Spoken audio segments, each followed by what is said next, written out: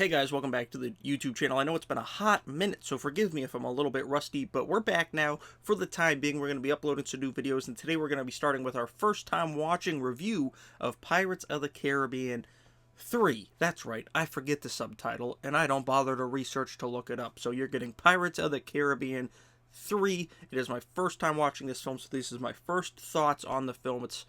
This one alone is almost 15 years old, I think. I think this one came out actually, this is over. It's almost 20 years old. I think this one came out in 2007, so that's kind of crazy to think about. But before we get started, make sure you like the video and subscribe to the channel. As I said, we are back, at least for the time being. We're going to have Pirates 3 today, Pirates 4 on Thursday, and then sometime this weekend, we're going to have a Minecraft review. So there's that. Now let's dive into this film. I got some notes here.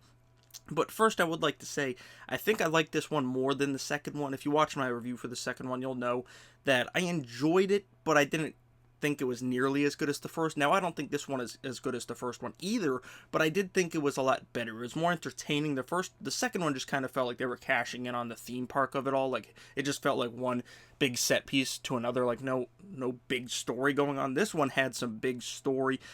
Jack felt way cooler in this one. A problem I had with the second one was Jack was kind of a dick to, like, everybody, like, to Swan, to Orlando Bloom's character, just to everybody, his friends, Gibbs, like everyone. He was just a massive dick to the whole time. Does he still have some of those elements in this one?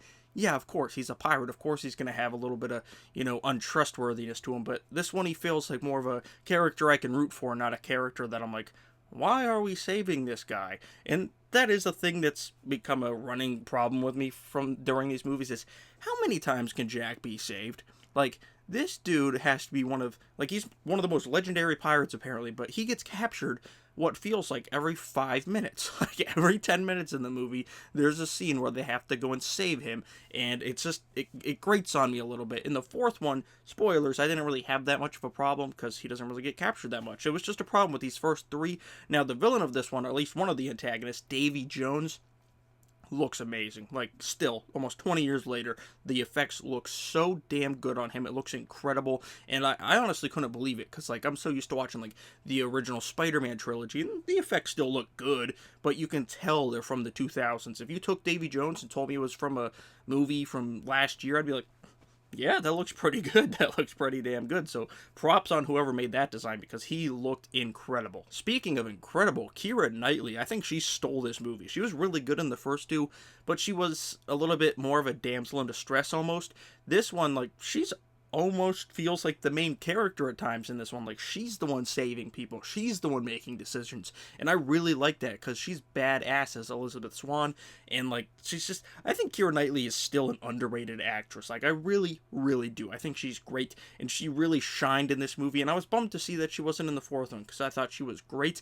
I did think it was weird that she just chooses to be on that island by herself for I don't know how long. Like, I haven't seen all the films. Maybe she comes back in number 5, but she's just hanging out on that island by herself. Will comes by once in a while, pounds her out, and gets back on his boat and leaves. Like, that felt weird. Like, why couldn't she...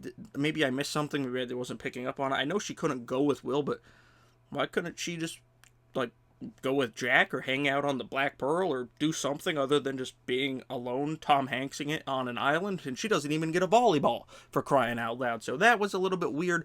But like I said, maybe I just missed something that explained why she had to stay on that island. Maybe she was just so into Will. She was like, you're the only person I ever want to see. I'll stay on this island, me and this palm tree, you come, and, we'll both do that, and then you can leave and do whatever you want. I don't know, but that felt like a weird story decision. Another thing I should say that got grating in this film, it kind of irked me in the first two, but it really was just digging me for this one. The regular humans, like, that aren't the pirates, are starting to drive me bananas. Maybe that's the point, because they are antagonistic figures, but they are so goddamn annoying. Like, I think the film would honestly get, like, at least one solid letter grade above what I usually give them if those humans just weren't around or had a much smaller role. Like, I just want to see pirates doing pirate shit, fighting each other, stealing from each other, all the machinations that would bring. I don't need to see the humans getting involved, like the regular people, the normies. I don't need to see that. And, the fourth one, It's much to a lesser degree, so it seems like they took my notes from the future and applied it, so that was kind of cool to see. But like I said, overall, I think I did enjoy Pirates of the Caribbean 3 more than I did the second one. It felt like a more cohesive story. I liked the characters more. I liked the villain more. I like Jack more, so the main character. I just like pretty much everything about this one, just a little more than I did the second one. Is it as good as the first one? No, I think the first one is great. I think this one was a lot of fun. I think it was really good. I'm going to give Pirates of the Caribbean Forgotten Subtitle a 7.5 out of 10. I think that's a fair grade. If I remember correctly, I think I gave the second one like a 7 out of 10. So this one will get a 7.5 out of 10. Not quite, to the scale of the great first one, but better than the second one. And I can't wait to share my thoughts with number 4 with you guys. So have you seen Pirates of the Caribbean Forgotten Subtitle? If you did, let me know in the comments down below, and if you love it, yell at me for forgetting the subtitle, because I'm just a moron that talks movies on YouTube once in a while. So let me know your thoughts on this franchise. Don't spoil the future installments for me down in the comments below. Like the video, subscribe to the channel. Thank you guys for watching, and I'll see you guys right here next time.